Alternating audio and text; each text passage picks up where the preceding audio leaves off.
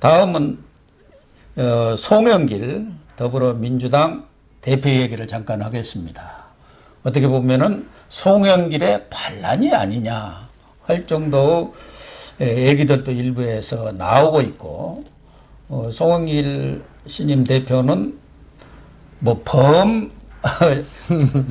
친문 세력은 되겠습니다만은 일각에서는 뭐 그렇게 개파색이 강하지 않다, 그런 평가를 받고 있는 것 같아요. 특히 송 대표가 이 당권 그런 경쟁 중에도 당의 변화를 그렇게 강조를 했고, 당이 언행일치를 해야 한다. 좋은 얘기는 다 했습니다. 그대로만 하면 됩니다. 당명만 빼고 모두 바꾸겠다, 이렇게까지 얘기를 했어요. 그래서 우선 송영길 대표가 며칠 전에 동작동 현충원을 방문을 했는데, 뭐 과거에 문재인 대통령이라든가 추미애 전 대표 뭐 이런 분들도 대표 시절에 박정희 또 이승만 묘소도 전 대통령 묘소도 참배는 했습니다마는 그냥 참배하는 선에서 좀 보여주기 그런 행사랄까 이벤트 정도에 그쳤는데, 송영길 대표는 거기에 또 글도 남기면서 상당히 두 전 대통령에 대해서 긍정적인 평가, 그 업적에 대한 평가는 평가대로 한 것 같아서 옛날하고는 좀 많이 달라지나 그런 느낌들을 갖고 있는데 어떻게 보세요? 송영길 대표가 이번에 표방한 것은 이제 친문 노선을 버리고요. 예. 그다음에 이제 뭔가 좀 할 말을 하는 듯한, 그리고 이제 독자적인 그런 목소리를 내서 저 양반이 좀 떨어지겠구나 그렇게 생각을 했는데, 이제 당선이 간발의 차로 되니까 신이 됐죠. 홍영표 의원한테요. 민주당의 현재 그런 구도에서는 혁명입니다. 그것도 예. 참 큰 변화라고 볼 수 있습니다. 어떻게 보면 야당이 집권하는 데는 조금 부담이 되는 그 후보를 선택된 거죠. 예. 그러니까 홍영표 같은 분이 됐으면 이제 친문이 다 문바들하고 같이 문재인하고 같이 도매금으로 이렇게 이제 하면 되는데, 이제 좀 아리까리하게 된 그런 상황이 있죠. 지금 우리 송영길이. 그리고 이제 제가 볼 때는 송영길이 제일 나은 인물입니다. 거기에 지금 대선 후보들까지 포함해서도 제가 볼 때는 제일 나아요. 뭐가 나냐? 송영길은 운동권이긴 하지만 인천시장을 하고 또 변호사를 하고 또 사회생활을 함으로써 이분이 얘라고 하면 좀 대학 후배고 뭐 한참 그 노동운동 후배고 그러기 때문에 제가 잘 아는데, 굉장히 그 시야가 좀 넓은 데가 있어요. 그리고 아주 노력형입니다. 광주 대동고를 나왔고 뭐 사개국어를 뭐 하고 뭐 열심히 노력하고 방송통신대학을 다니고 부단히 노력하는 친구예요. 예, 그렇더라고요. 그렇기 저도 때문에 조금 압니다. 그래서 아주 좋은 점이 많은 친구예요. 또 용기가 있는 친구입니다. 그래서 한미 FTA 같은 거를 긍정적으로 해야 된다는 입장이었어요. 특히 원전을 그렇게 한 거에 대해서 소신 있는 발언을 한 적이 있어요. 그래서 나는 이제 신화원을 3, 4억이 그대로 해야 한다, 그런 얘기를 했다가 대표분들한테 혼이 났죠. 우리는 당연하다고 생각하지만 그 민주당 안에서 그런 소리를 하는 것은 쉬운 일이 아닌데, 리스크가 엄청나게 크죠. 그렇죠. 그런데 아마 문자폭탄 화살이 막 수백 개가 날라왔을 겁니다. 수천 개 아니고. 이제 그런데 이제 그런 거기 때문에 기대가 있습니다. 그러나 그 밑에 5명의 최고위원들이 다 문바로 다 이렇게 채워져 있고요. 그 다음에 이제 당원들과 이게 다 주시하고 있는 거 아니겠습니까? 그리고 청와대 주시하고 있는 상황에서, 저 송영길 대표가 얼마나 자기의 목소리를 낼 수 있겠나. 아까 얘기한 것처럼 뭐 이건희 얘기 아닙니까? 삼성에 뭐 마누라 빼고 다 바꾸자. 뭐 그런 얘기. 혁신인데 그 말은 참 잘하죠. 그러니까 민주당 정치판에서 뼈를 깎는 그 혁신을 하도 많이 해가지고 지금 여의도가 다 뼈로 덮였다는 거 아닙니까? 그러니까 그럴 정도로 말을 하지만 그것이 참 실현되기는 어려운 일이다, 그런 얘기입니다. 그래서 나는 이제 송영길 대표가 이제 당선되니까 우리 문재인 대통령께서 이제 전화하셔가지고 청와대하고 송영길 대표하고 원팀이 되자. 원팀이 그렇게 되자. 얘기를 그렇게 말씀을 하셨죠. 네. 그래서 내가 너 원팀 되면 죽는다. 너는 그러면 문재인 대통령하고 같이 휩쓸려 가는 거다. 너 조국 봤지? 추미애 봤지? 이성윤이 봤지? 무엇보다도 이낙연 봤지 않습니까? 아, 그래, 이낙연. 정세균도 마찬가지 아닙니까? 그렇게 하면은 너는 죽는다 말이야. 예. 근데 제가 지금 생각할 때는 제일 두려워하는 건 송영길 대통령 후보 되는 거예요. 그냥 한번 꿈꿔보는 얘기예요. 예. 송영길이 같은 사람이 대통령 후보가 돼가지고 문재인 대통령 원전 안 됩니다 말이야. 원전 이거 돌려놔야 됩니다. 그리고 왜 이렇게 외교를 이런 식으로 합니까 말이야. 이러면 안 됩니다 말이야. 한미동맹으로 돌아가야 됩니다 말이야. 말 한마디 한마디가 막 국민의 환호 작약을 받는 수 있는 사람이 제2의 윤석열이 될 수도 있어 지금 그 자리가. 그렇다고 쫓겨내지도 못해. 그리고 맨 마지막에는 장렬하게 쫓겨나야 돼요. 예? 그렇게 되는데 그런 용기가 그 사람한테 있는지는 모르겠지만 제가 그 자리에 있으면 당연히 그걸 해야죠. 지금 얼마나 좋아. 상식을 주장을 하면은 영웅이 되는 시대야 지금이. 그거 문재인 대통령이 만들어준 거 아닙니까? 이제 그러니까 이제 그런데 이분이 열린우리당 분당할 때도 말 한마디 못하고 친노들한테도 끌려다니기만 했지 말 한마디 못하고 문재인 대통령 선대위원장 하셨지만 그 뒤에 뭐 본질적인 그런 싸움은 또 못해. 꼬리를 내려 키가 큰데 뒤가 물르는지. 예?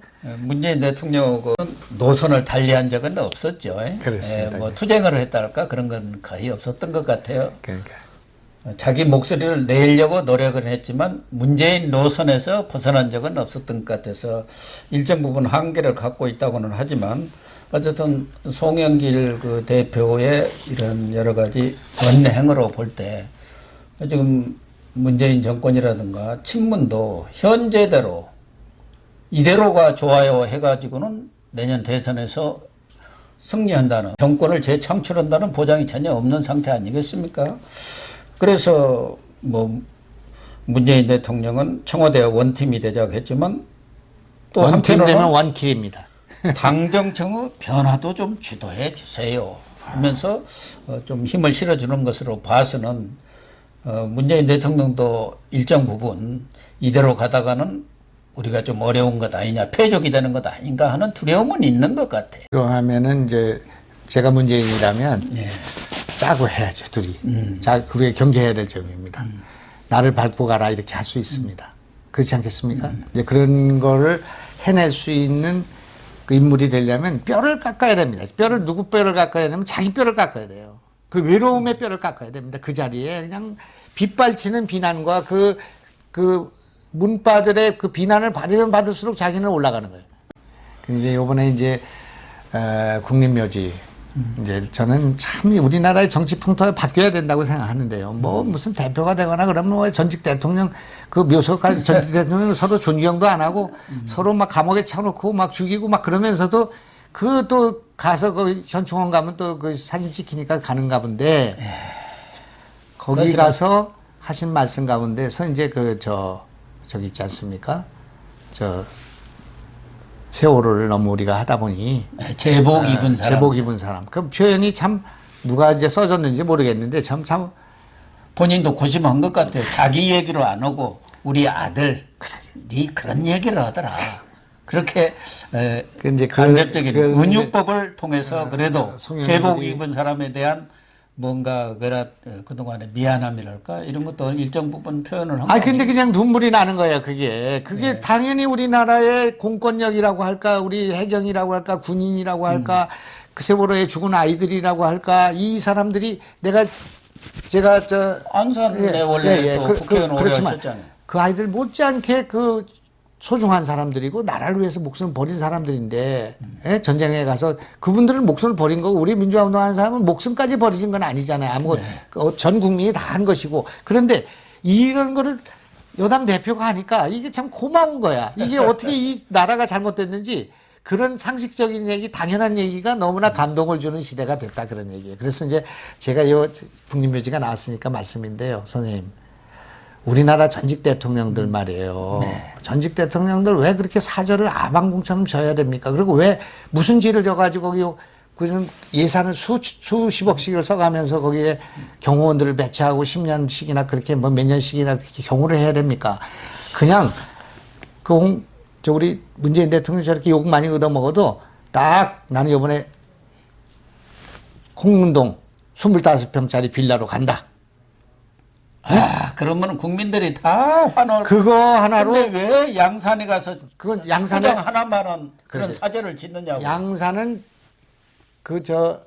주말에만 좀 가시고 25평짜리 거기 홍은동에 살면 거기 개천변 경치 좋거든요. 인왕산 이렇게 다 그거 하 좋죠. 산책하고 흔책방에 들어가서 흔책 사서 보고 커피 전문점에 가서 그냥 소탈하게 그렇게 하시면 우리 국민이 전차 좋아할 거 아니겠습니까? 그런 예산이 있으면 어려운 사람들 왜 써라 그렇게 한다든지. 예. 그거 누가 한 거냐면 미테랑이 한 겁니다. 프랑스 미테랑 대통령이 퇴직하고 나서 세느강변을 쫙 거닐다가 사람들하고 같이 흔책방에서 책을 사고 커피 한 잔 마시고 이런 거를 했고 그 우루과이 대통령 있지 않습니까? 내 이름 지금 기억 못 하는데 그 대통령은 차가 있죠. 예. 차가 자기 원래 살던 집으로 다시 돌아갔죠. 폭스바겐 하나밖에 없는데 자기 차도 없어서 예. 자기 아내가 짓는 텃밭이 있는 농장에 가서 맞아요. 일을 하고요. 자기한테 주는 급여의 연금의 90%를 어려운 사람들을 위해서 썼다 그런 얘기예요. 그런데 우리 대통령 왜 그런 사람 하나 못 나오냐 이거예요. 더군다나 왜 대통령이 거기다 그런 거 무슨 마을을 만들어 어떤데 봉합마을 같은 거 만들어 가지고 그냥 그 날짜에 전국에 있는 그 문바들이 다 모여가지고 거기서 축제를 벌이는 일을 왜 해야 되냐 그런 얘기예요. 우리는 그런 거 과거로 돌아가는 게 아니라 미래로 나가기 위해서 전직 대통령이 사라져줘야 돼요. 현직이 있기 때문에 무슨 말씀인지 아시죠? 예, 예. 미국의 대통령들이 그렇게 아방궁을 짓는 걸 내가 본 적이 없어요. 조그맣게 짓고 조그만 도서관 하나 찾는다든지 그런 거 아니겠습니까?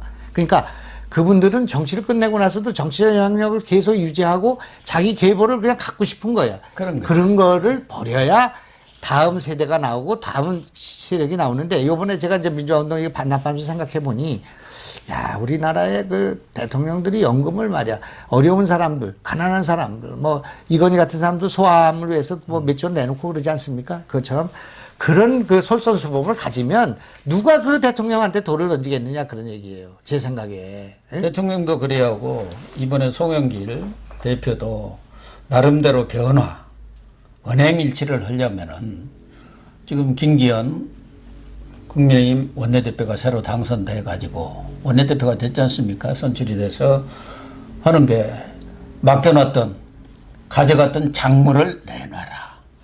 그러니까 국회 법사위원장을 비롯해서 상임위원장을 톡 씌우고 있지 않습니까? 1980년 민주화 이후 여야가 무석수에 따라서 이렇게 오선도선 상임위원장을 분할을 해서 운영을 해왔던 그런 전통을 완전히 지금 무너뜨리고 있는 그런 상황이에요. 그렇기 때문에 국회 관계에서도 말로만 협치 이거 소용이 없다 이거예요.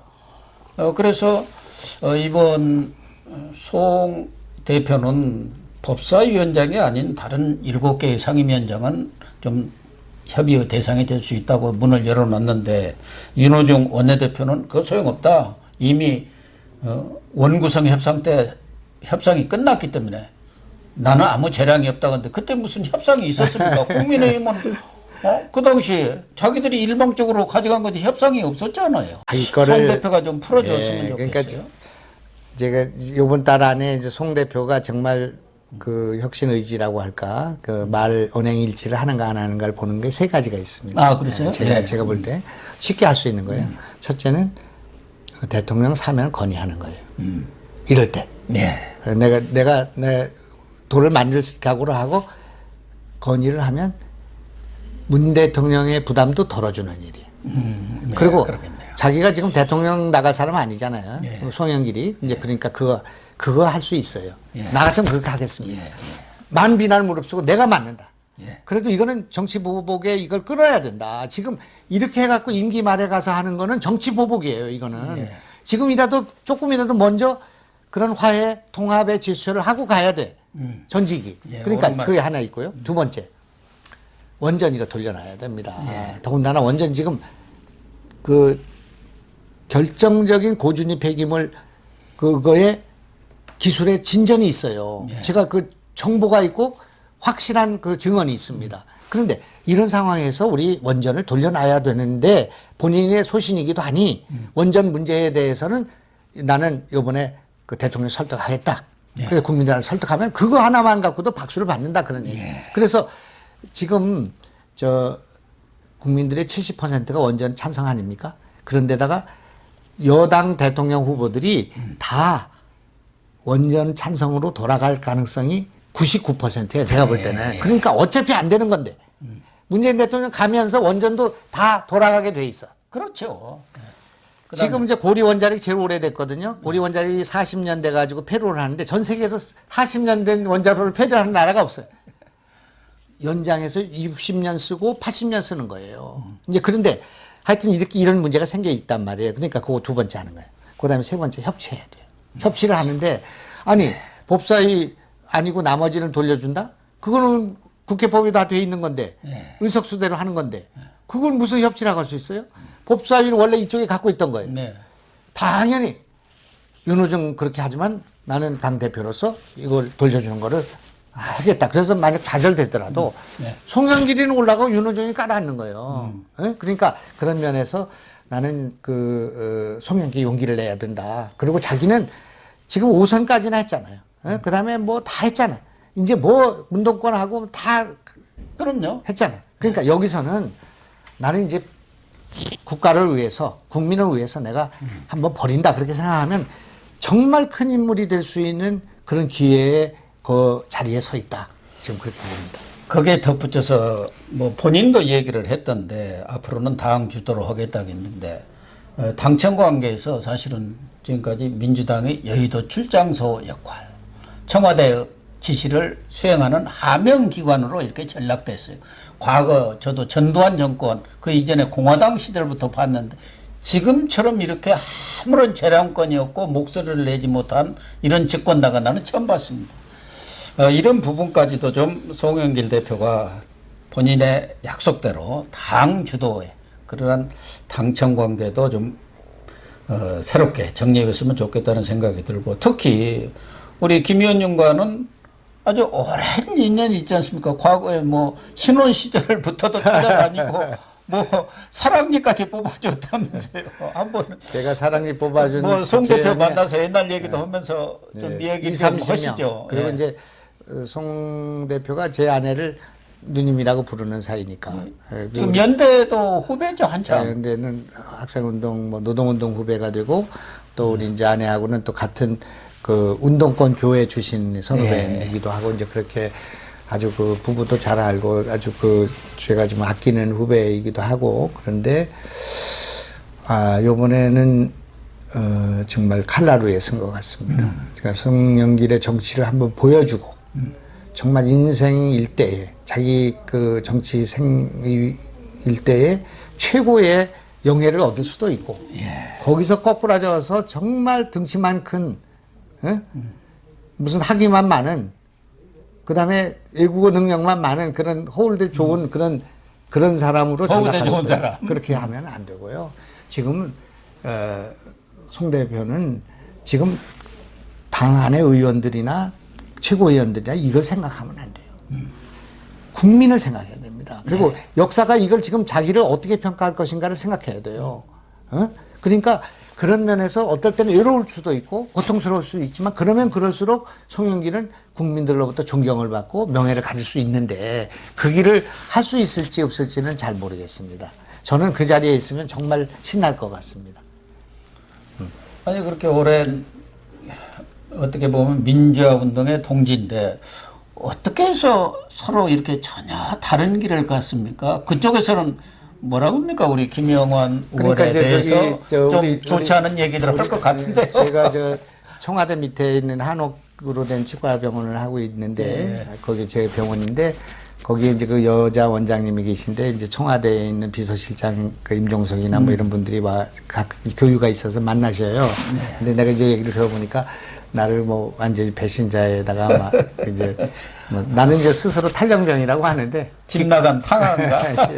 그런데 그거를 가르는 판단은 딱 하나입니다. 이 역사가 나중에 나의 행보를 어떻게 생각할 것인가 그런 문제에 있어서 저는 이제 그때 첫 출발이 민주당을 분당해가지고 노무현 대통령이 열린우리당 창당하는 걸 반대한 거죠. 거기서부터 시작해가지고 모든 사사건건이 내가 생각할 때는 국민을 분열시키는 정치는 안 된다. 그리고 계파 정치 안 된다.